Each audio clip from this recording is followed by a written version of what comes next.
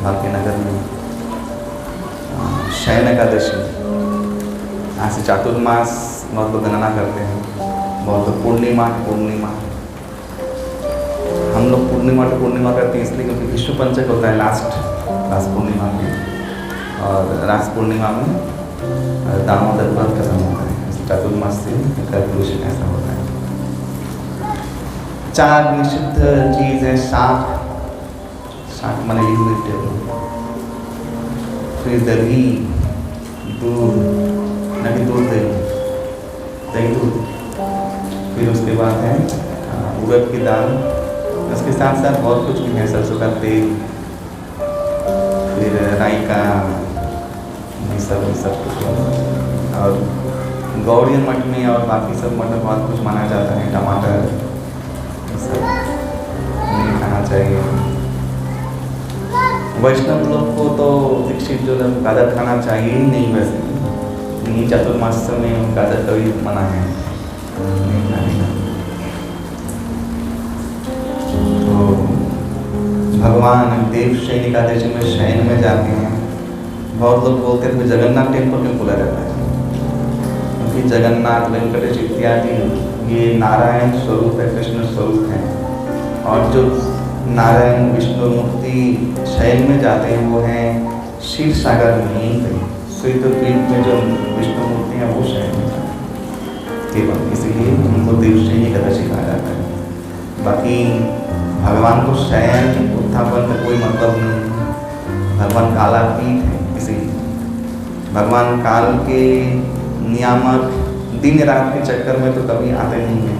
इसलिए भगवान का तो उत्थापन और ये सब का कोई तात्विक कोई माने नहीं है। फिर भी हम लोग अपने उत्थापन के साथ भगवान के उत्थापन को विधिवत वैदिक भक्ति में सिद्धांतिक रूप से पालन करते हैं।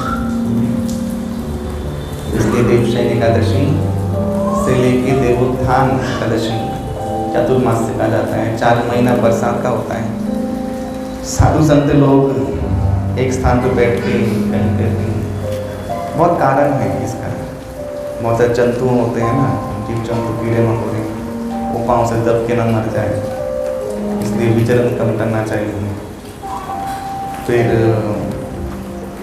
नाना प्रकार के जो सरीसृप हैं, जो लोग क्या बोलते हैं, रेंगने वाले रेप्टाइल्स, उनका विषवर्धन होता है। उनका ये समय विषवर्धन होता है। अपना विष वे लोग पेड़ पौधों में जाके निवारण करते हैं। इसलिए शाक आदि इत्यादि जो वेजिटेबल है वो आहार योग्य नहीं रहता है। ऐसे कई कारणों से चातुर्मास्य को सभी ग्रंथों में, स्कंद पुराण में, पद्म पुराण में कथा है चातुर्मास्य का भगवान रामचंद्र के ऊपर। भगवान रामचंद्र भी रावण को वध करने से चातुर्मास से किष्किंधा में रहे थे। उसके बाद सितंबर में 2 महीने बाद तब यात्रा की। और वैष्णवों के चातुर्मास का यही महिमा है कि जितना हो सके श्रवण कीर्तन जप को बढ़ाएं, शुद्धाचार पालन करें और व्रत लेना भी बहुत ज़रूरी है। और जो अंतिम महीना है वह कार्तिक दामोदर, उसमें विशेष ऊर्जा व्रत और लोग करते हैं। इसका नाम ही ऊर्जा व्रत है। इसमें एक समय आहार ग्रहण करके और कुछ नियम होता है, उस नियम को पालन करके संख्या बढ़ाते हैं जब का, और वैसा उसको पालन करते हैं।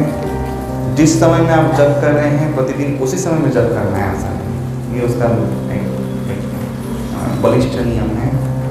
तो ऐसे ऊर्जा व्रत करने से और अंतिम में जो विष्णु 5 दिन है, विष्णु पंचक, ये व्रत करने से 2 लाभ होता है। एक तो ऊर्जा व्रत में भक्ति में बहुत प्रेरणा आता है। भक्ति तो करने में हम लोग पलात जप करने में रुचि नहीं रखते। बहुत बार जप होता है, ठीक चल रहा है, नियम हम लोग कर रहे हैं, रुचिपूर्ण जप नहीं हो रहा है। ये तपस्या करने से रुचि जब का जो स्वाद है वो लौट आएगा, वो जो एक मानसिकता वो लौट आएगी। और विश्व पंचक करने से आप जो संकल्प लोगे भक्ति के लिए वो आप पूरा कर पाओगे। दृढ़ संकल्पों का शक्ति विश्व पंचक से मिलता है। तो ऐसा करके अतुर्मास्य का समापन होता है, ये सब विधि विधान नियम पालन करके। तो आज एकादशी है, नेचुरली हम लोग कुछ कथा सुनना चाहते हैं, लेकिन मैं सोचा कि आज साधन भजन के विषय में कुछ बोलें। तो साधन भजन तो बहुत ही सरल है, वो है नाम, भगवत नाम। लेकिन नाम जपने की जो मानसिकता है, जो हृदय होना चाहिए, जो चेतना, जो बुद्धि होना चाहिए, उसके लिए बाकी सब साधन है वैदिक भक्ति। देखिए महाप्रभु ने तो जब से महाप्रभु को मंत्र मिला, कीवा मंत्र दिला को साई कीवा तार बार, जो पीते मंत्र परी जपान। जब से गया में, कहाँ पे गया में, कहाँ पे प्रेम प्रकट हो रहा है, देखिए गया में, जहाँ पे लोग श्राद्धादि कर्म करते हैं, विष्णुपति गया है, वहाँ पे ईश्वरपुरी पाद भगवान को हरिनाम का उपदेश दे, हरे कृष्ण कृष्ण कृष्ण हरे हरे, हरे राम राम राम हरे हरे। कृष्ण यजुर्वेदीय कलिसंतरण उपनिषद में ये मंत्र ब्रह्मा जी ने कुछ ही, उस उपनिषद में कुछ ही श्लोक है, 26 श्लोक का एक उपनिषद है, जैसे ईशोपनिषद 17 श्लोक का, ऐसे 26 या 24 श्लोक का उपनिषद है। तो वहाँ पे ब्रह्मा जी से नारद मुनि ने कलयुग की, ये जो घोर कलयुग है उसके जो विकार हैं, उसके जो एक प्रकोप है, उससे मनुष्य का जीव चैतन्य को कैसे उद्धार करें, इसके लिए प्रश्न पूछा। ब्रह्मा जी ने उत्तर दिया कि मैंने 4 वेदों को 4 बार मथा, उसके बाद मुझे एक उपाय मिला, हरे राम राम राम हरे हरे, हरे कृष्ण कृष्ण कृष्ण हरे हरे, इति श्रुतम नाम कलिकल्पनाशनम। ये नाम दिया महाप्रभु ने। पुराना तो ये मंत्र निकाला, हरे कृष्ण कृष्ण कृष्ण हरे हरे, हरे राम राम राम हरे हरे, और ये उपदेश सबको दे दिया। अभी के बहुत लोग बोलते हैं कि ये तो उस उपनिषद में ही लिखा हुआ है कि इसका जप का कोई विधि नहीं, उपनिषद में लिखा हुआ है, तो फिर उल्टा करने की जरूरत क्या थी। इसका 2 उत्तर होता है। पहली बात है कि सभी शास्त्रों में सभी वैष्णव लोगों ने भगवान गौरहरि को गोलोकेश्वर भगवान कृष्ण ही माना, और वो है भी कृष्ण। लेकिन मेरा प्रेम तो मैं ही दे सकता हूँ, कृष्ण प्रेम कृष्ण ही दे सकते। महाप्रभु स्वयं कृष्ण अपना प्रेम दे, प्रेमदान स्वयं कृष्ण। तो भगवान की विद्वत्ता मूलक जो विद्वत्ता है, उसको प्रश्न करने का कोई प्रश्न ही नहीं होता। उन्होंने जो किया वो तो सही किया है। दूसरी बात, हाँ उपनिषद में लिखा है कि कोई विधि नहीं है, एक विधि है।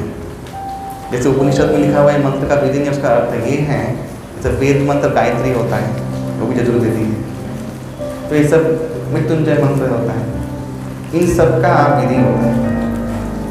इसका बहुत विधि विधान। गायत्री मंत्र जब जो वैदिक गायत्री संध्या है और तांत्रिकी संध्या जो हम लोग करते हैं, दोनों में बहुत भेद है, बहुत कुछ करना पड़ता है, आवाहन, विसर्जन, शाप मोचन इत्यादि बहुत कुछ है। तो गायत्री 10 बार जप करने से वो अलग बात है, आसन शुद्ध होना चाहिए इत्यादि। तो ऐसा विधि ये वेदोक्त तो हरे राम राम राम हरे हरे, हरे कृष्ण कृष्ण कृष्ण हरे हरे, इसमें नहीं है। लेकिन वेद पढ़ने का अधिकारी कौन है? कौन है? तो जातीय उपनयन युक्त व्यक्ति हो, और वेद मंत्र स्त्रियाँ नहीं पढ़ सकती, ये विधि तो है ही ना। भले ही उसको जप करने का वैदिक मंत्र का विधि नहीं है, लेकिन ये विधि तो है ही। इसलिए महाप्रभु ने पुराण अब तो ये मंत्र हरे कृष्ण कृष्ण कृष्ण हरे हरे, हरे राम राम राम हरे हरे, ये मंत्रों को उपदेश अपने गुरु से प्राप्त किया और यही मंत्र को वे विजय मंत्र रूप में संकीर्तन का प्रचार किए। कीर्तन करना चाहिए, जप करना चाहिए और इससे अवश्य ही जपात सिद्धि भवति। भगवान शंकर करते इसको जप करते करते सिद्धि होगा, एकदम होगा, इसमें कोई संदेह नहीं है, कोई भी संदेह नहीं। तो यही साधन महाप्रभु ने हमारे गौड़ीय वैष्णव के, एक्चुअली गौड़ीय वैष्णव ऐसा कुछ नहीं है, इस सबके लिए दिया। कोई भी वैष्णव जप करे सबके लिए दिया, ऐसा नहीं कि गौड़ीय वैष्णव है उनके लिए से दिया, सबके लिए मंत्र दिया। लेकिन महाप्रभु ने एक विशेष चीज़ बोलते बोलते यह जब करे संबंध निर्बंध छारी अनाचार, अनाचार छोड़ के ये जप करना है, उसमें ही सब कुछ आ गया, वो है वैदिक भक्ति। इसलिए गुरु गोस्वामी पाद ने भक्ति साम्य सिंधु ग्रंथ में वराह पुराण 64 सेवा अपराध इत्यादि का वर्णन किया है। बहुत लंबा चौड़ा है, 33 किसी पुराण से 33 और कुछ पुराण से ऐसा 64 अंग और अपराधों का वर्णन किया है। उसमें धाम अपराध है, नाम अपराध है, जीव अपराध है और वैष्णव अपराध भी आता है। तो ऐसे करके जब वो वर्णन कर रहे हैं तब फिर भी बलात् सब लोगों का उद्धार हो इसके लिए उन्होंने संक्षेप भी कर दिया। और वही चैतन्य चैतामृत में कृष्णदास कविराज गोस्वामी ने भी उसको वहाँ पे मेंशन किया, वहीं से उसको एक बात ने भक्ति साम्य सिंधु में मेंशन किया। वो क्या है कि मुख्य 5 अंग, वो है हरिनाम जप, भागवत सेवा और भागवत श्रवण, धामवास या तुलसी अर्चन और श्रद्धा के साथ निष्ठा के साथ श्री विघ्न अर्चन। ये 5 अंग गुरु गोस्वामी पाद ने सभी वैष्णवों को ले दिया है।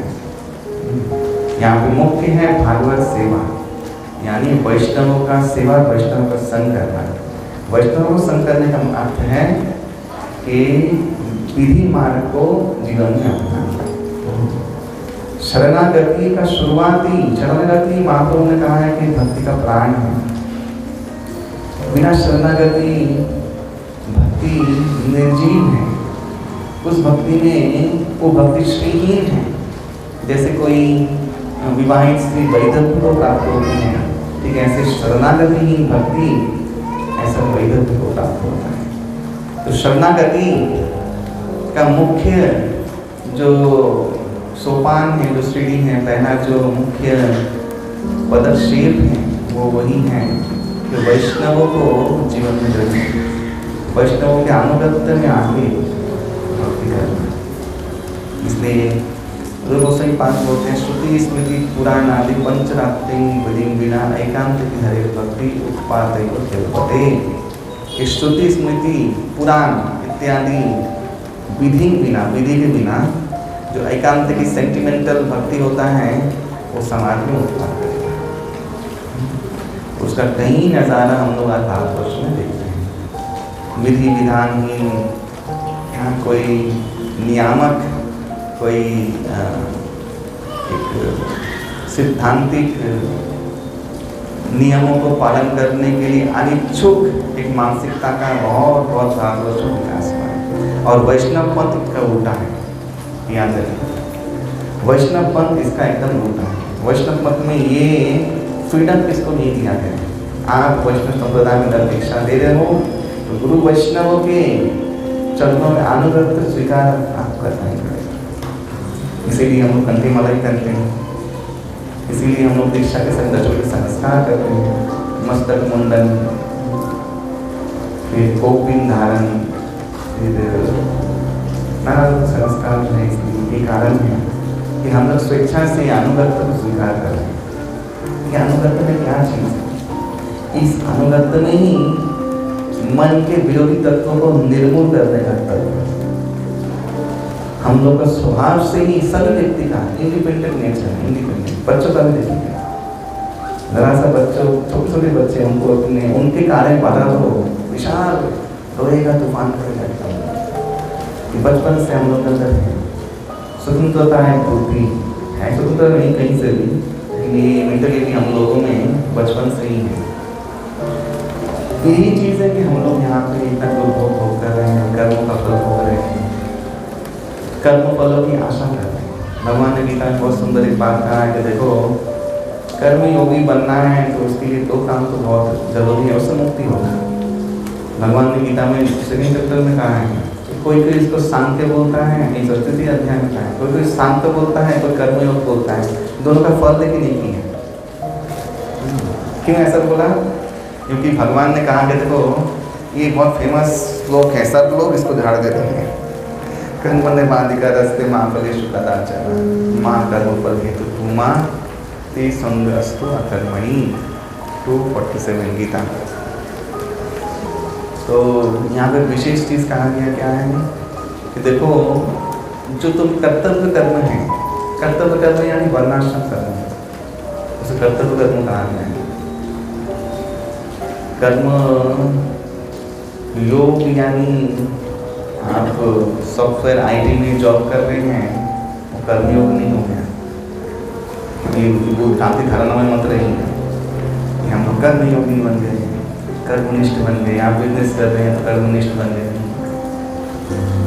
पहली बात है कि वर्ण आश्रम के अनुसार आपका जो वर्ण है, उसमें जो ऑक्यूपेशन है, आप उसमें काम करना चाहिए। कलयुग में संभव नहीं। कलयुग में शूद्र राजा है और जो राजा थे वो शूद्र है। अभी ब्राह्मण का बहुत ही विनाश हुआ है कलिकाल में। वैश्य सभी लोग अपना वर्णोचित जो धर्म है उसका पालन नहीं कर रहे हैं।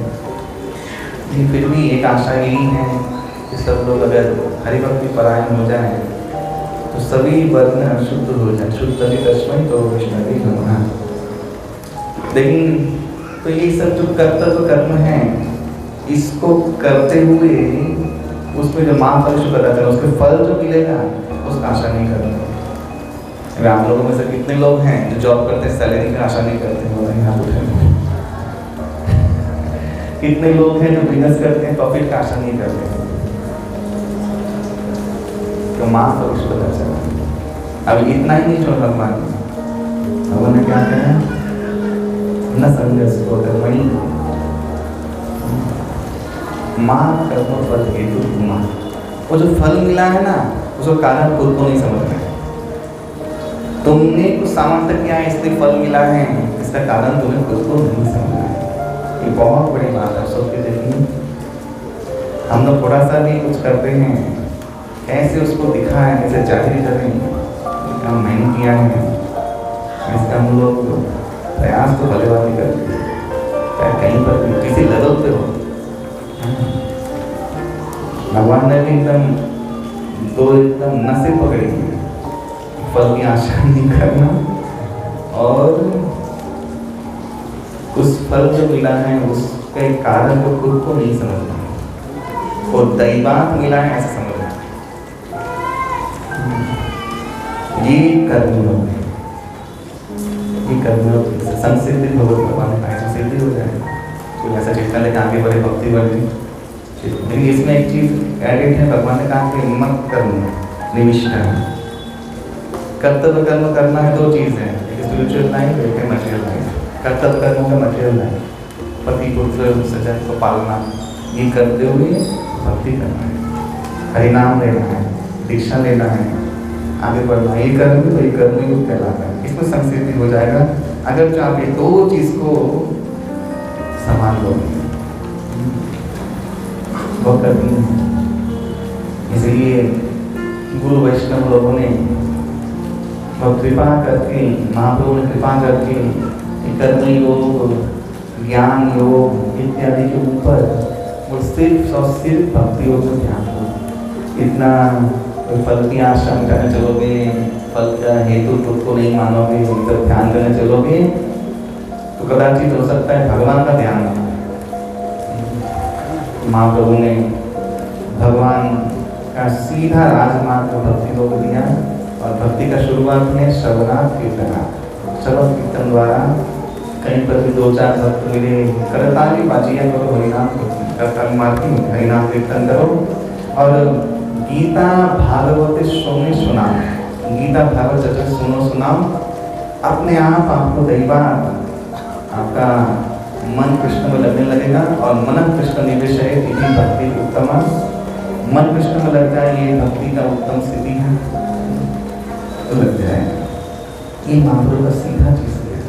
लेकिन फिर भी सभी आचार्यों ने, जो वरिष्ठ आचार्य रसिक आचार्य हैं, लेकिन रूप गोस्वामी पाद कौन है? शास्त्र रूप मंजरी है, वो रूप गोस्वामी पाद है।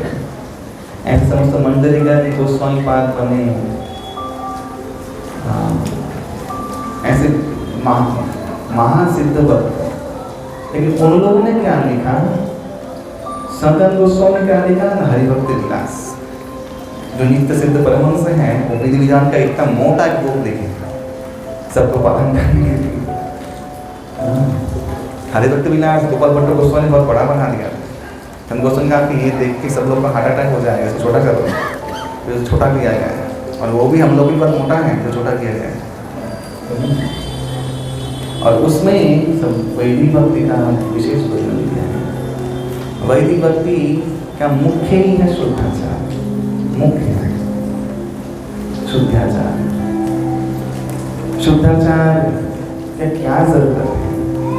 शुद्धाचार का सर्वोच्च जरूरत इसलिए है कि हम लोग गुणमय चेतना से युक्त हैं, तामसिक, राजसिक, सात्विक। भगवान ने गीता में 3 चैप्टर इस गुणों के ऊपर दिए, लास्ट 3 चैप्टर डिटेल में समझाया है। इन 3 गुणों में दान क्या है, इन 3 गुणों में तपस्या क्या है, इन 3 गुणों का सब कुछ डिटेल में भगवान ने वर्णन किया।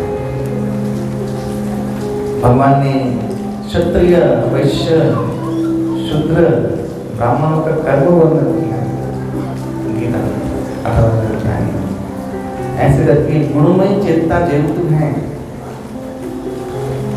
शुद्धं वासुदेव सत्य, शुद्धं सत्यं वासुदेव सत्यम भगवत चेतना है, शुद्ध सात्विक चेतना। उसमें जाने के लिए तामसिक, राजसिक और सात्विक का भी पार करना पड़ेगा। उसके बाद आपको भगवत चेतना, भगवत उपलब्धि होगी। कलिकाल में सबसे बड़ा जो चीज है, सब लोग सभी महात्मा लोग बोलते हैं, मैंने भी यही सोचा कि बहुत बड़ा विज्ञान है। जो लोग ब्रह्मचारी है, संन्यासी आश्रम में, उनका तो ठीक है, लोग तो भक्ति के माहौल में रहते हैं। लेकिन सबसे ज्यादा भक्त कलयुग में घर में रहना, स्थानीय अपने स्थान में रह के कायम वाक्य से भगवान को, भगवान के वीर कथा को सुनने वाले व्यक्ति लोग कलयुग में ज्यादा होंगे। इसीलिए समस्त आचार्यों ने गृहस्थ कुल में जन्म लिया। बहुत जगह एक मतलब महाप्रभु के समय महाप्रभु सन्यासी और श्री राधा पंडित सन्यासी, और कौन था? कोई नहीं था। श्रीवास ठाकुर बोलो, अद्वैत आचार्य बोलो, उनका तो वंश चलता है, नित्यानंद का वंश चलता है। ये दर्शाने के लिए कि गृहस्थ होने के बाद भी कैसे हम लोग भजन साधन करके संस्कृति भगवान का भगवान को प्रसन्न करके संस्कृति है, मन वो सिद्धि प्राप्त कर, प्रसन्न करके सिद्धि प्राप्त कर सकते हैं। तो उसमें सबसे पहले रूप गोस्वामी पाद ने लिखा है कि शुद्ध आहार उत्पत्ति। गृहस्थों का भक्ति कहाँ से शुरू होता है? आहार से, शुद्ध आहार से। यही भक्ति का एक्चुअली मेन प्रोसेस है। शुद्ध आहार, भगवान को निवेदन किया हुआ। अशुद्ध आहार माने से शुद्ध आहार ही नहीं आता, शुद्ध सात्विक आहार, वेगन। शुद्ध आहार माने शुद्ध आचरण से उत्पन्न हुआ शुद्ध आहार। ऐसा जहाँ पे शुचि मुचि का विचार है, वो संयुक्त होकर हम लोग अगर शुद्ध तरीके से पाक करके भगवान को अर्पण करते हैं तो उस प्रसाद में महाशक्ति। मैंने एक महाराज ने सुना है कि हम लोग तो गैस में खाना बनाते हैं, तो थर्ड क्लास है सबसे, उससे ऊपर है तो कोयला, उसके ऊपर है लकड़ी, कंटा, ये सब और शुद्ध है। बोले ना कि जो भोग मृतिका के पात्र में बन के तुलसी की लकड़ी की आग से जलाया गया वो भगवान आग की आग होते एकदम डायरेक्ट भगवान पाते। तुलसी की लकड़ी जला के मिट्टी पात्र से कुछ बनाओ वो भगवान साक्षात प्रकट होते हैं। ये शुद्धता है, सोचना चाहे वो कोई भी करे। जगन्नाथपुरी का महिमा आज भी ऐसा है, इसलिए है तो शुद्ध किचन, शुद्धता किचन। तिरुपति का महिमा आज तक भी वैसा ही है, क्योंकि वही शुद्धाचार। मैंने एक चीज देखा है कि भले ही तिरुपति जगन्नाथपुरी में लोग भागवत धर्म का इतना पालन नहीं करते, ये नीति नियम तक इतनी शुद्धता है तो उसमें से ही इतना कुछ हो रहा है। पुरी में जगन्नाथपुरी में जो किचन है वहाँ पे 36 नियोगी में से कुछ नियोगी लोग परंपरा से जो कद्दू काटा तो कद्दू ही काटेगा, उसका पूरा वंशधर। तो नारियल खुलाया तो नारियल खुलाया, पूरा वंशधर। पानी और गमछा में सेवा करना एक वस्तु है, पानी डालने वाले पानी डालने मुंह में कपड़ा लेके अद्भुत शुद्धाचार। और वहाँ पे माचिस से आग प्रकट नहीं होते, बारूद से आग प्रकट नहीं होती। वहाँ पे डेली मुक्ति मंडप में यज्ञ होता है और उसमें जो यज्ञ होता है वो लकड़ी से घिस के कर्पूर में लेके वो लोग जलाते हैं। उस ब्रह्म यज्ञ की अग्नि से 4 दिया बनता है। वो 4 दिया 4 जगह पे जाता है, उसमें से एक दिया किचन में आता है और उस किचन के दिए में से शलाकाओं से आग लेकर वो लोग आग का काम करते हैं। इतना शुद्धाचार, तभी जाके जगन्नाथ का महाप्रसाद का इतना महिमा है। जगन्नाथ महाप्रसाद जब बनता है उसमें कोई चम्मच हिलाने का सिस्टम नहीं है, सब बना के डाल दिया बस, कोई फाइनल एक समय के बाद वो कुक हो जाए। उसमें बघारा लगाने का सिस्टम नहीं है, हम तेज पत्ता करी पत्ता देके एकदम छाप देके और बना रहे हैं, ऐसा कुछ सिस्टम नहीं है। तो ये शुद्धाचार वैदिक परंपरा हम देखते हैं, सीखते कुछ भी नहीं। उतना ना करें, घर में जगन्नाथ को बनाने की कोशिश ना करें, किचन बनाएं, घर में लगे कुआं खोदे, हाँ ऐसा कोई जरूरत नहीं, लेकिन उतना नहीं। लेकिन कम से कम जो नीति नियम है वो हम लोग शुद्धाचार से। और एक तो किचन में कभी भी अशुद्ध वस्तु बनाई नहीं चाहिए, किचन में छोटा बर्तन लेके जाना नहीं चाहिए। कभी भी जिस पात्र में खाना बनाओ उस पात्र को लेके बाहर आके सर्व करना नहीं चाहिए। इसे बहुत सारे नियम हैं, उसको नियम अगर हम पालन करें तो हमारे घर में भी शुद्धता पालन हो सकता है। और हम लोग ऐसे आहार को भगवान को भोग लगा के जो प्रसाद पाएंगे उससे हम लोग का चेतना हमेशा शुद्ध और उद्दीप्तमय रहेगा। उस चेतना से आप जो भी करोगे तो वो आपके मन में छप जाएगा। बहुत जरूरी है। मैंने भागवत कथा किया वहाँ पे गुरुपेट सबको लास्ट में यही उपदेश किया कि भारतवासी का शुद्धाचार अगर हो जाए तो भारतवासी पुनः वैसे सोने की चिड़िया बन सकता है भारत। सत्य बात। पहले जो ब्राह्मण लोग बलिष्ठ हो जाए, हाँ ब्राह्मण लोग नीति नियम पालन करें और सब लोग अपने अपने धर्मों का अच्छे से पालन करें तो पुनः सोने की चिड़िया होने में कोई इसको रोक नहीं सकता।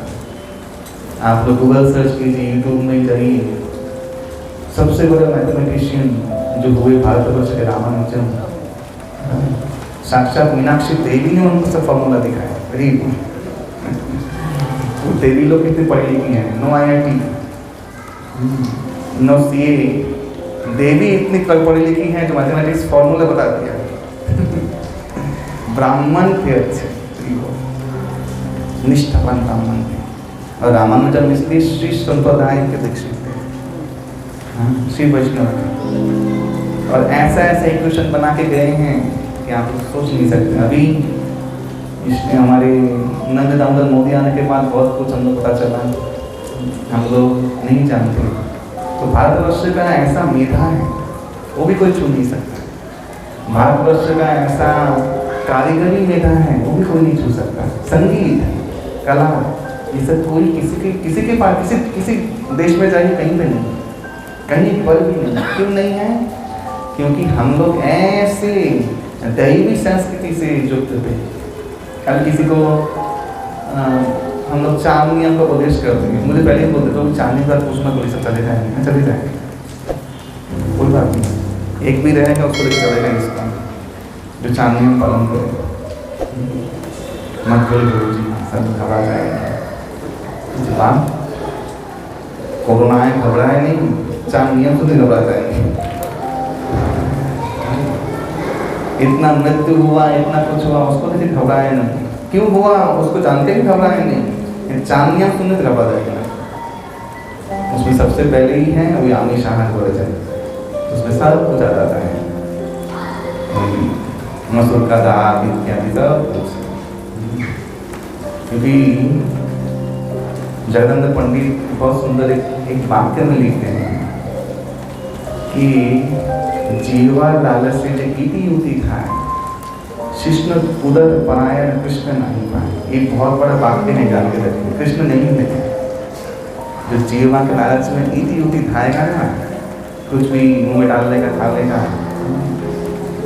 क्यों? क्योंकि ये तीनों चीज एक लाइन में है, जीवा उदर और जेनिटल्स। शिष्ण उदर बोला है, परायण भक्ति नहीं पाए।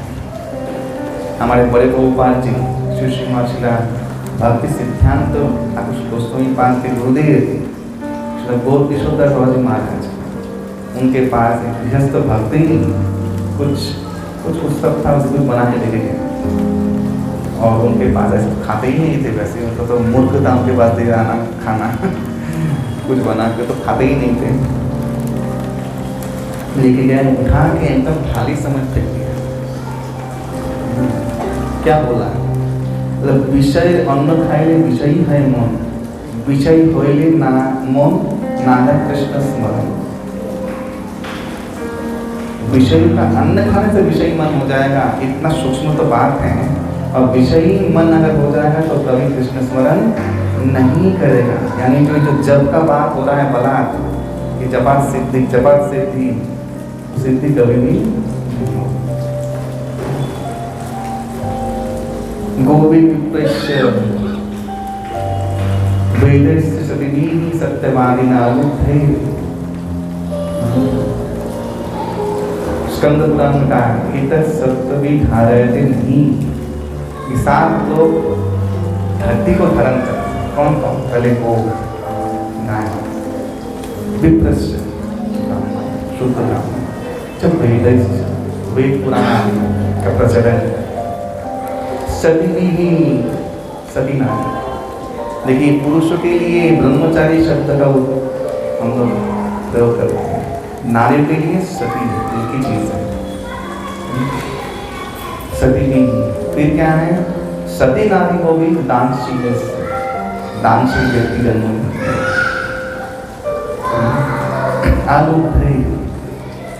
निर्लोभी आदमी जन्म ग्रहण करेगा। और ये 7 व्यक्ति ये धरती धारण करते। गो रक्षा नहीं होगी। जब से गो रक्षा बंद हुआ तब से ब्राह्मण लोग घोषित हुए। मैंने महाराज इसमें सुना है और वास्तविकता भी है। आप लोग इतिहास अंग्रेज के शासन काल में ही ब्राह्मण लोग अशुद्ध नहीं हुए, जितना आजाद होने के बाद याद रखिएगा, ये सत्य घटना है। अंग्रेजों के शासन काल में भी इतना लोग ब्राह्मण लोग नीचे नहीं गिर गए, जितना आजादी होने के बाद ब्राह्मण लोग नीचे गए। और ब्राह्मण लोग नीचे गिर गए तो वेद पुराण का उपदेश नष्ट हो गया। उपदेश नष्ट हो गया तो नारियों के सतीत्व का प्रतिष्ठा करना मुश्किल हो गया। सभी नारी नहीं है, वो गीता का वाक्य है। देखिए अर्जुन बोल रहे हैं, प्रथम अध्याय पढ़ लीजिएगा लास्ट में।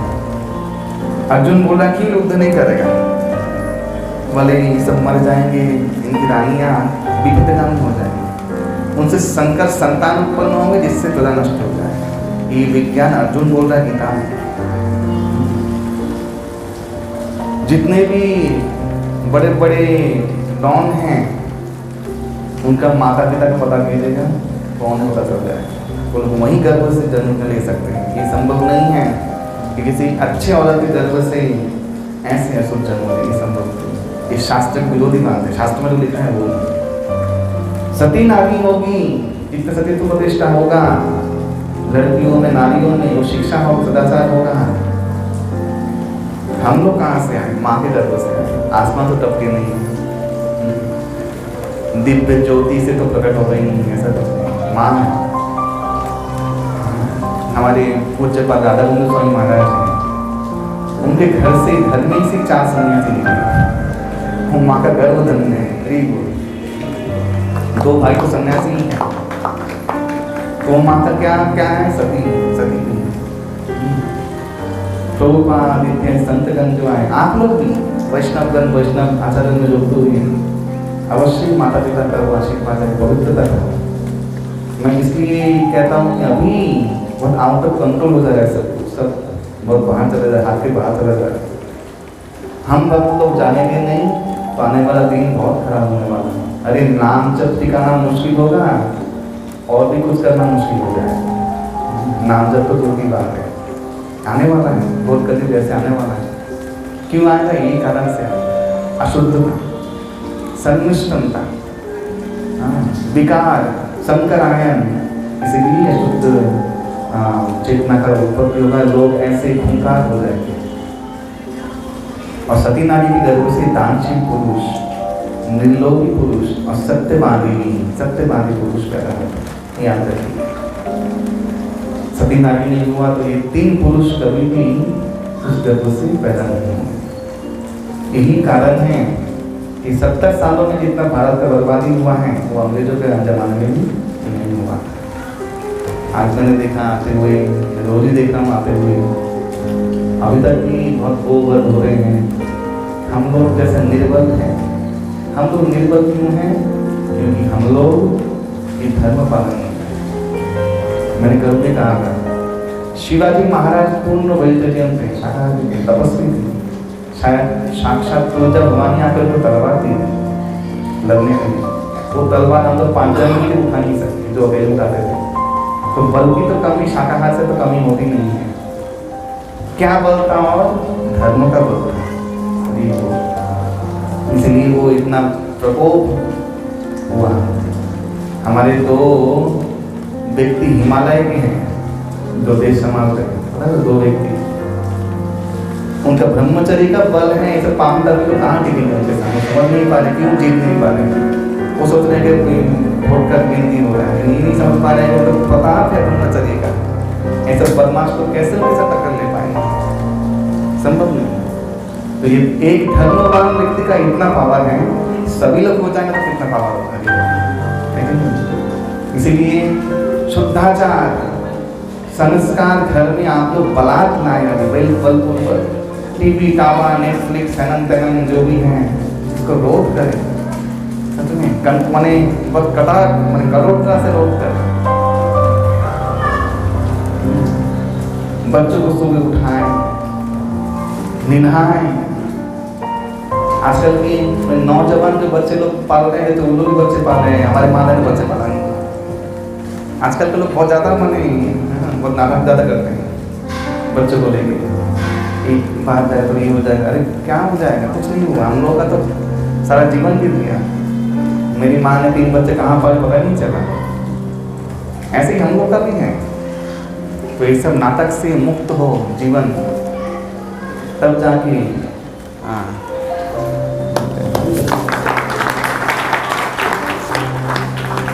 मसला नकली फूलता है। हरे कृष्ण। शुद्धाचार,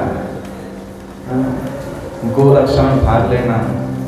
और मैंने एक दिन ध्रुव में बोला था, जो आप लोग भी बोलता हूँ, क्योंकि ये मेरा बोलने का धर्म है।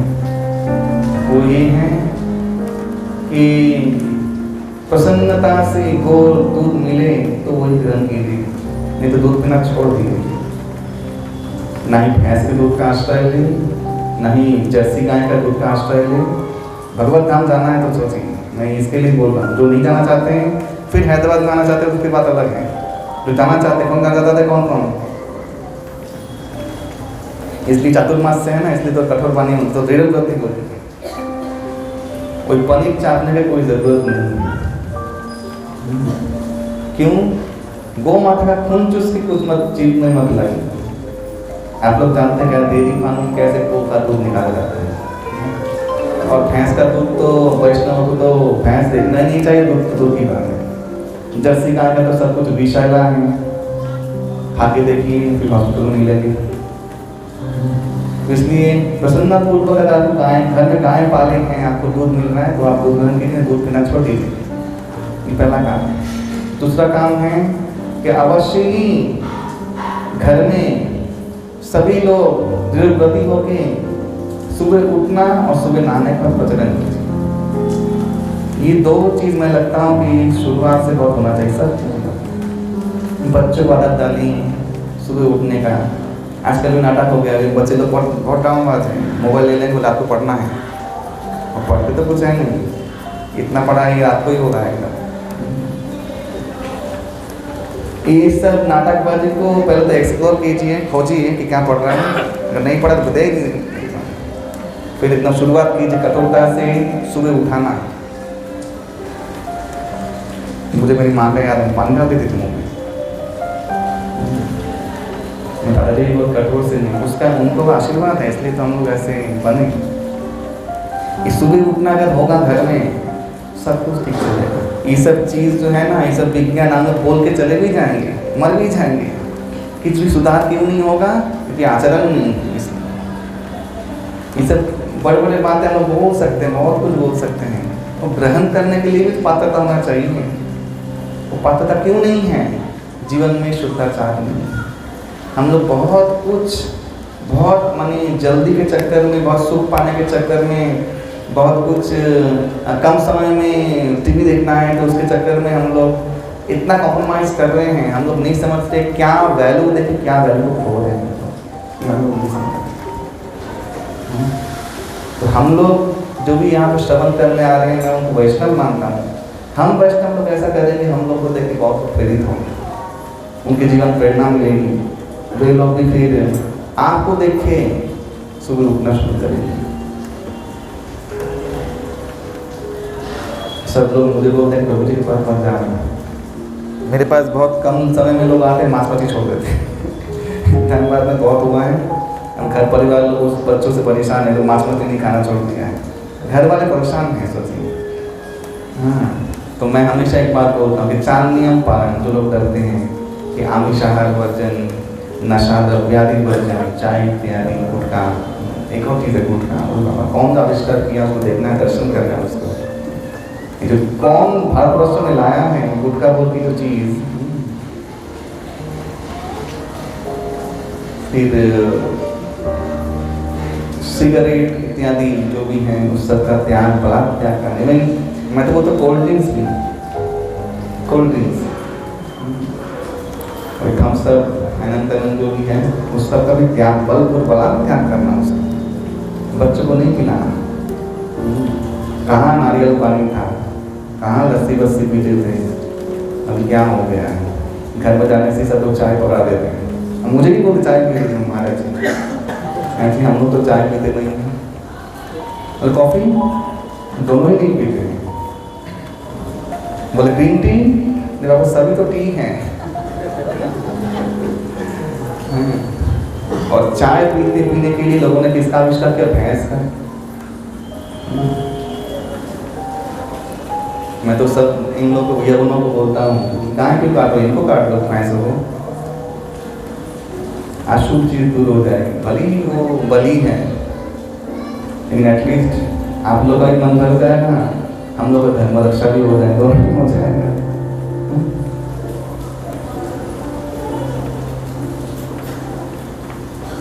नशा वर्जन, आमिषाहार वर्जन, अवैध संग, अवैध संग वर्जन, और द्यूत कीड़ा, जुआ। अभी जुआ का सूक्ष्म रूप आ गया है, अभी हर मोबाइल में ऐप में गेम आ रहा है पैसा कमाने, पता है तो कुछ करो गेम में पैसा कमाओ। अभी हमारे भारतवर्ष के सभी बच्चे लोग जुआरी हो जाएंगे बहुत दिनों बाद, 2 दिन के बाद।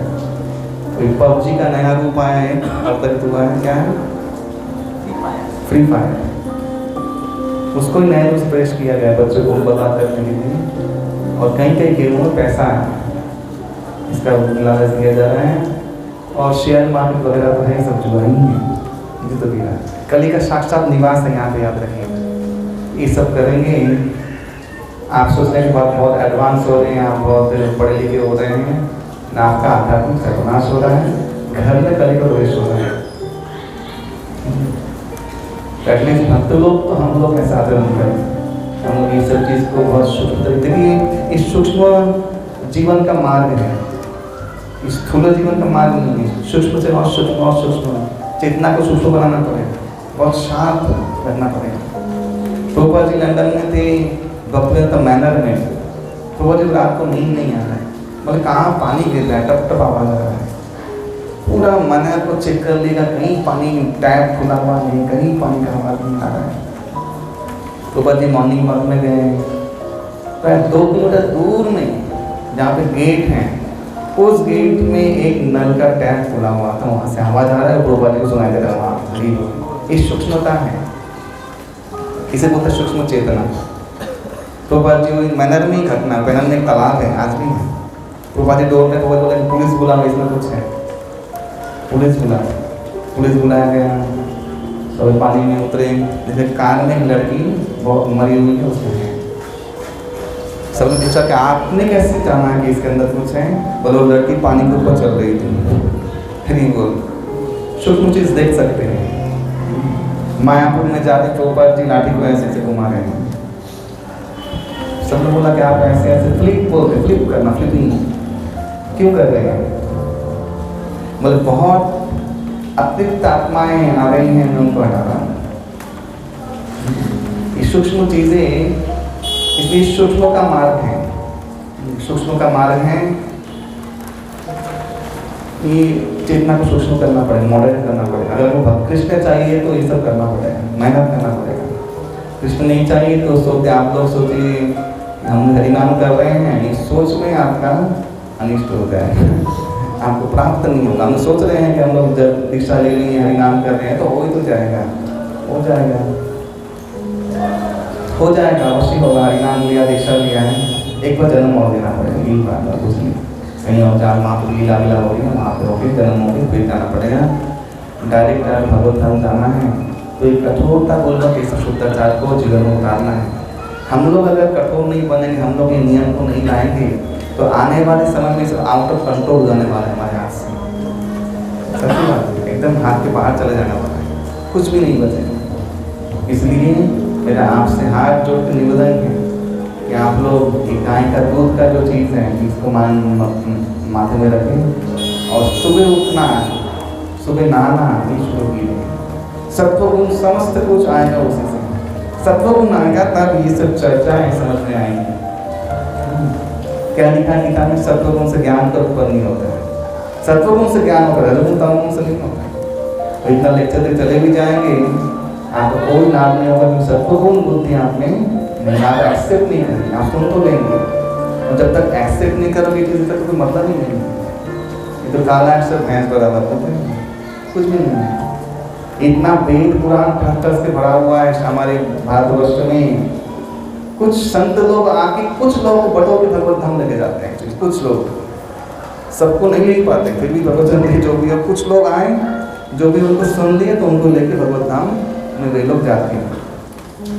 संत लोग आएंगे, उपदेश करेंगे। हम लोग बुद्धिमान हैं तो हम लोग इसका पूर्ण रूप से फायदा उठाना हम लोग को आना चाहिए। इसीलिए चाहे संत रायदास हो, चाहे जो भी हो, संत रायदास का एक घटना है कि संत कृपा करेंगे भी तो भी वो कृपा आपको पूर्ण नहीं मिलेगी। संत रायदास को कौन नहीं जानता बनारस के, जिनकी शिष्या मीराबाई बनी। संत रायदास जी मानसिक पूजा कर रहे थे, भगवान जगन्नाथ जी का अभिषेक कर रहे थे, उनको मिला रहे थे, बहुत डिटेल में मानसिक पूजा है, रूप ध्यान है। और उनकी कटौती पेशे से वे जुलाहे थे, चर्मकार। तो यहाँ पे सब प्रश्न करते हैं, चर्मकार वैष्णव कैसे हो सकता है? वो चमड़ा नहीं है जो आप लोग समझते हैं, मार के चमड़ा लेना।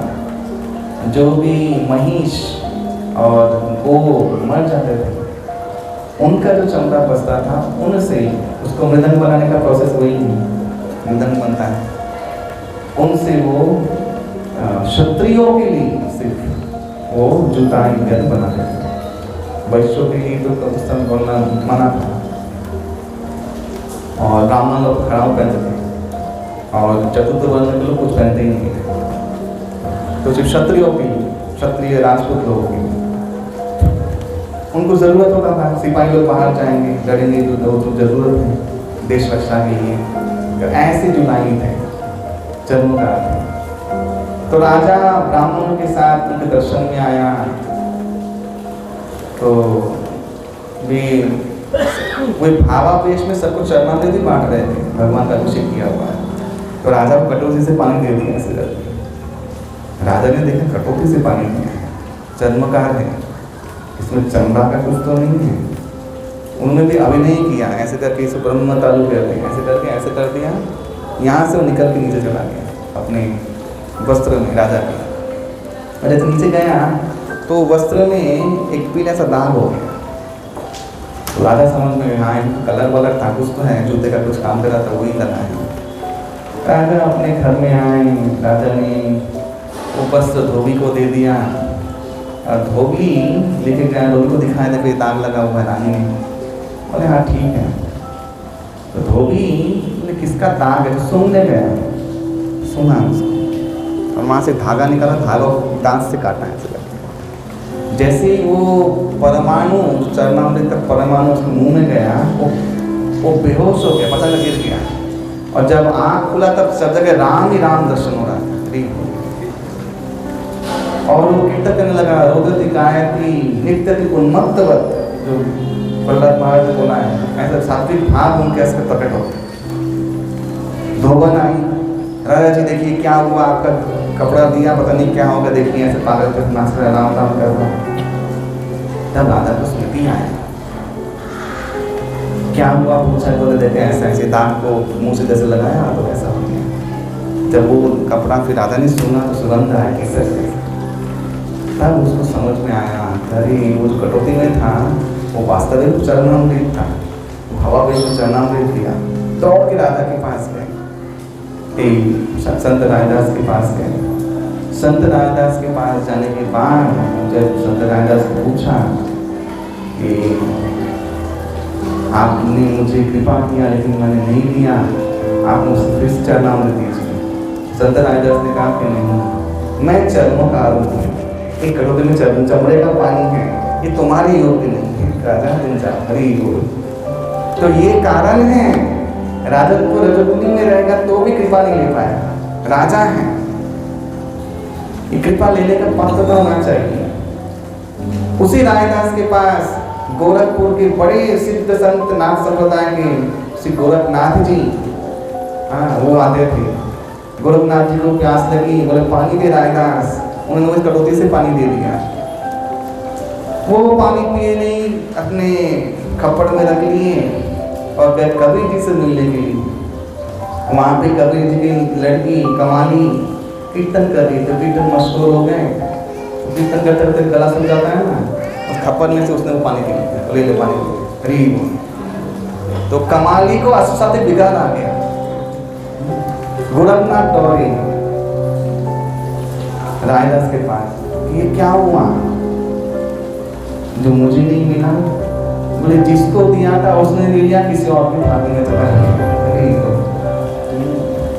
तो एक तो राजा, एक सिद्ध, उसको भी दुर्लभ है कृपा। बोल कहने का तात्पर्य ये है, क्यों कृपा दुर्लभ है? बोली क्योंकि हम लोग का शरणागत, हम लोग अनुगत्य नहीं है। और इसके पीछे आप देखिएगा यही कारण है, शुद्धाचार का अभाव, यही कारण। हम लोग अनुगत्य में नहीं आते, शरणागत नहीं होते, छेद बने फिरते हैं, किसी की बात नहीं सुनना। इधर प्रभु बोलना है बोलते हैं, हम लोग प्रभु के अंदर में है, मैं तो उसका गुरु भाई हूँ, कोई ना मेरा गुरु है, कुछ भी बोल देते हैं। अनुगत्य हम लोगों में नहीं है। सेवा अनुगत्य के बिना संभव नहीं है, भक्ति अनुगत्य के बिना संभव नहीं है। आप किसी शास्त्र को उठा, किसी पोथी को पढ़ के देख लीजिए, उसमें वही लिखा हुआ है। अनुगत्य में ही आपको कृष्ण भक्ति का पूर्ण रस, पूर्ण आनंद मिलेगा। इसलिए शुद्धाचार को पढ़िए, कहाँ पे लिखा हुआ है पढ़िए, जानिए। मैं तो थोड़ा सा बोला, उस बुक को पढ़िए, बत्ती समय सिंधु लीजिए, बुक खरीदिए, पढ़िए, पढ़ के देखिए क्या क्या नियम हैं पालन करने। वैष्णवों से पूछिए, वैष्णव को मार्गदर्शन देखिए, थोड़ा करके देखिए, आपके जीवन में सुख शांति अवश्य ही आएगा। प्रभुपाद ने कहा है कि जो सात्विक जीवन जीता है, जो सात्विक जीवन है, वो इस जन्म में सुखी रहता है और नेक्स्ट जन्म में भी बहुत धन संपत्ति लाभ करके श्रीमतान शुचिनाम करके जन्म होता है। गीता में लिखा है। तो आपका लाभ ही लाभ है, आपका कोई हानि नहीं है। इसलिए मैं लास्ट में एक बात कहूँगा कि जो लोग ये सब बहाना देते हैं कि नहीं हो रहा है, और देखो डर लगता है कि इनको कि चाय छूट जाएगा, अरे मांसाहार नल्ला पाया खाना छूट जाएगा, क्या टेस्ट है चिकन, क्या बोलते हैं,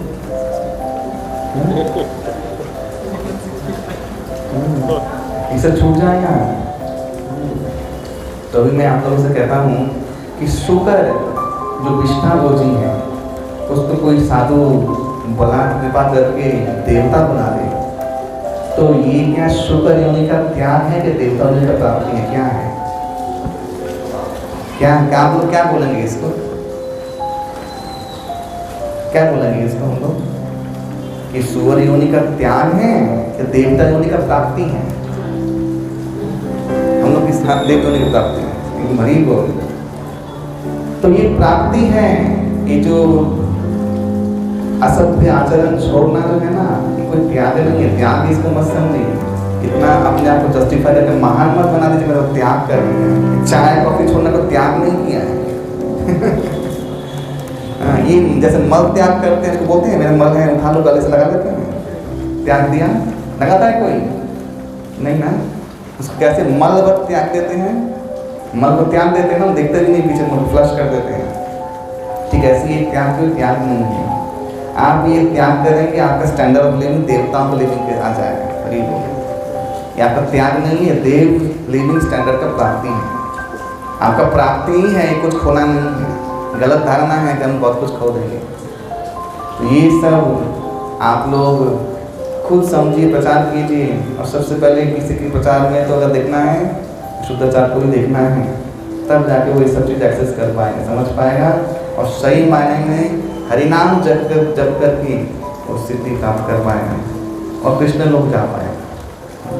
यही तरीका, और कोई नाना पंथा विकते है और कोई पंथा ही नहीं है। तो इसी के साथ मैं आज समाप्त करूँगा। हाँ, गुरु पूर्णिमा, गुरु पूर्णिमा शक्ति तारीख है,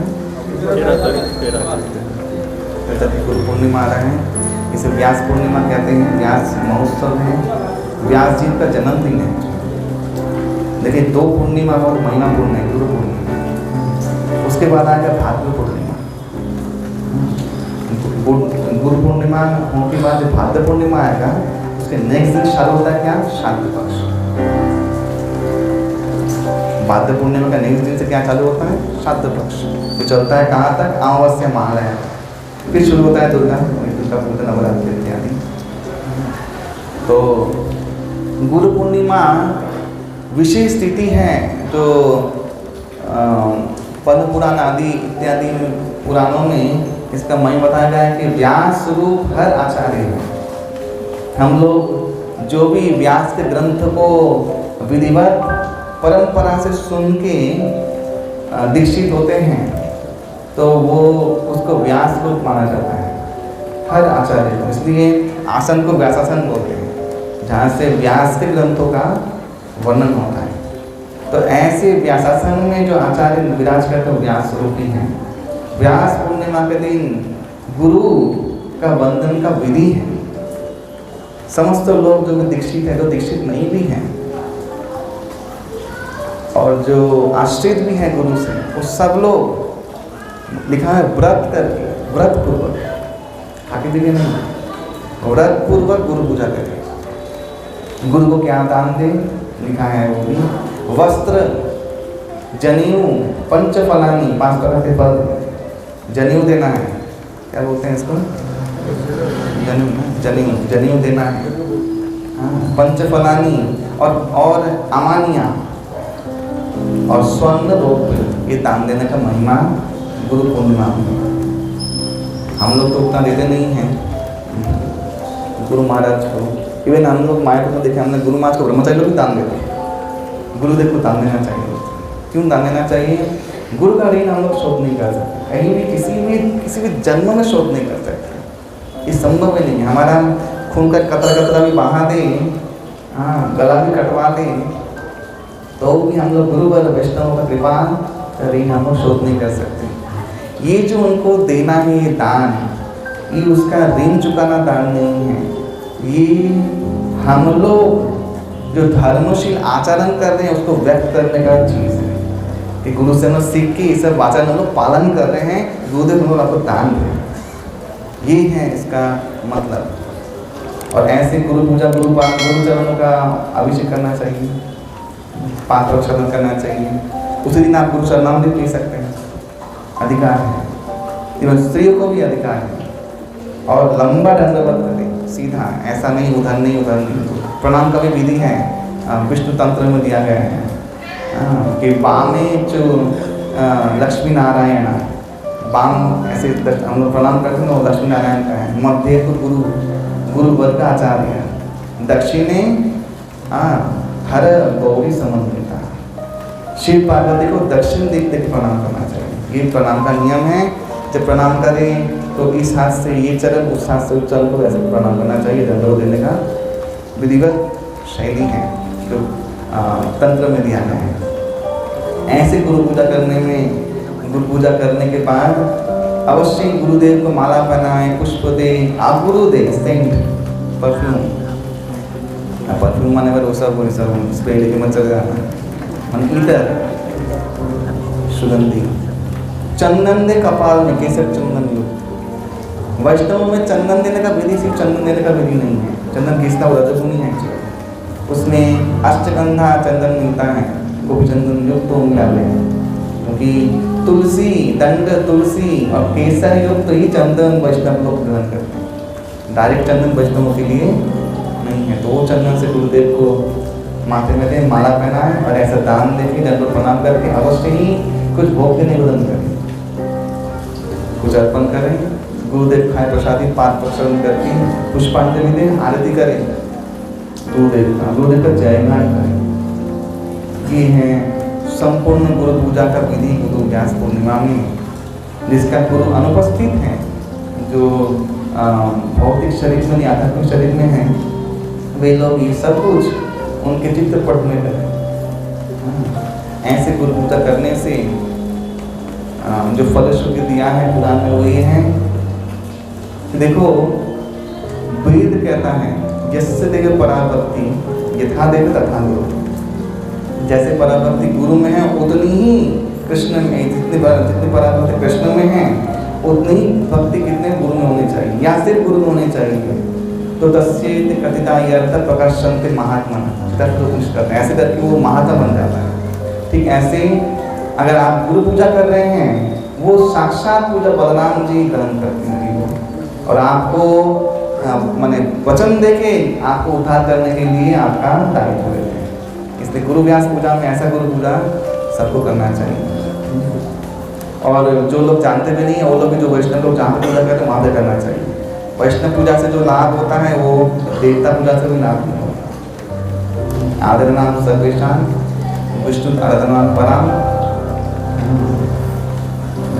तस्मात् परतरं देवी तदीयानां समर्चन। भगवान शंकर परम माता पार्वती को बोल रहे हैं कि सब आराधनाओं में विष्णु आराधना परम है, उससे भी बड़ा आराधना है तदीयाना, उनके वैष्णव जनों का अर्चन करना। तो वैष्णव पूजन करने सर्व सिद्धि होता है।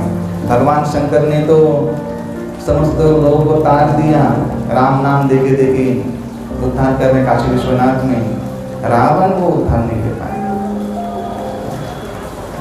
वो तरीका नहीं दे पाया, क्योंकि रावण ने भगवान शंकर को वैष्णव से पूजा ही नहीं की। अगर पूजा करता तो उद्धार हो जाता। किसका उद्धार हुआ है? शास्त्र में भी दिया, बानासुर का। बानासुर ने स्वीकार किया था भगवान शंकर के गुरु रूप में, तो भगवान श्री कृष्ण के हाथ तो लास्ट असुर एक ही बच गया, वो कौन है? बानासुर। इसलिए 2 घटनाएं शास्त्र में दी हुई, लेकिन रावण ने तो दब गया था, उसके हाथ में स्तुति कर दिया, पता है, गला को उठा लिया। तो ऐसे करके एक शक्तिपूर्वक एक ऐसा कुछ मान के रावण को उठा राम नाम रामायण देने वाली भगवान शंकर हैं, ये उसको समझ में नहीं आया, वो उसका ऐसा करके ये बानासुर का उद्धार हुआ। और बानासुर का लिंग ही बाण लिंग कहलाता है। नर्मदा में होता है, जिस लिंग की पूजा करने से सर्व सिद्धि होता है। और वैष्णव लोग खासकर ये लिंग की पूजा करते हैं, जो बाण लिंग कहते हैं। तो ऐसे गुरु व्यास पूजा करें। और एक पूर्णिमा के लिए बोले भाद्र पूर्णिमा, जिस दिन भागवत प्रकट हुआ है, लोग भागवत पूर्णिमा कहते हैं। लोग स्वर्ण आसन में ग्रंथराज भागवतम को दान देते हैं और घर में भागवत लेके आते हैं। क्यों? भाद्र पूर्णिमा के नेक्स्ट दिन से शाद्र पक्ष शुरू होता है।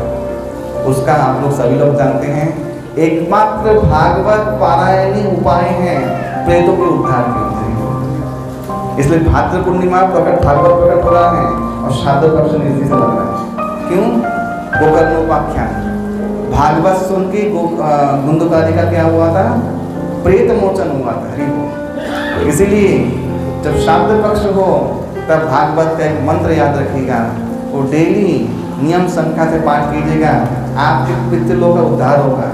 ओम नमः भगवते तुभ्यं वासुदेवाय धीमहि प्रद्युम्नानिरुद्धाय नमः शंकर्षणाय च। ये मंत्र 2 बार दिया भागवतम में। इस मंत्र को आप लोग जप कर सकते हैं और पितृलोक इस मंत्र से उद्धार हो गए।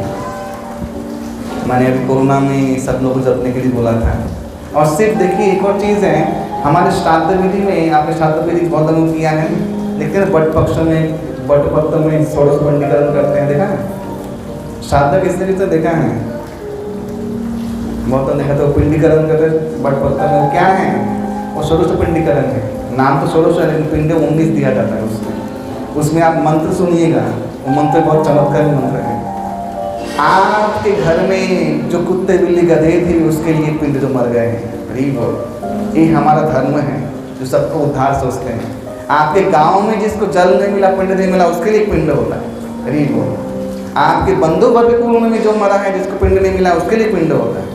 ऐसे करके 19 पिंड हम लोग छोटे पिंडीकरण में दान करते हैं। तो इसीलिए जब भी पितृपक्ष आए आप प्रार्थना करें, समस्त प्रेतात्माओं के लिए प्रार्थना करें जो भूमंडल पर चरण करते हैं। इसी अपने अपने घर के लिए मत कीजिएगा, मेरे बच्चे लोग ही करें नहीं, सब के लिए। ये हमारा धर्म है, ये अवश्य कीजिएगा। मेरा तो ब्रह्मचारी हूँ, मेरा तो कोई धर्म रहा नहीं ऐसे अच्युतपुत्र, लेकिन मैं भी ये करता हूँ सबके लिए। हाँ, मैं भी अपने घर वालों को, मेरे दादाजी को, मेरे दादाजी बहुत राम भक्त थे वैसे, दादाजी को मैं जलदान देता हूँ, महालय तर्पण देता हूँ। ये तर्पण इत्यादि कभी लोप ना हो पाए, महालय का दिन अवश्य तर्पण दें। और तर्पण दे के वैष्णव भोजन करवाएं। एक विधि बता देता हूँ आप लोगों को, 11 पूरी बनाएं 2 सेट में, यानी 22 पूरी। उसमें हलवा रखें या सफ़ेद खीर रखें, पूरी को सजाएं। भगवान को भोग लगाने के बाद एक विधि महालय का दिन होना चाहिए, जो अमावस्या होता है, लास्ट रोज। जिनका पितृ दोष इत्यादि जो भी अतिरिक्त है, इससे निवृत्ति होता है। एक पुराण में दिया हुआ है, बेंचुली महाद्वादशी की जो महिमा है उसमें दिया हुआ है एक कथा।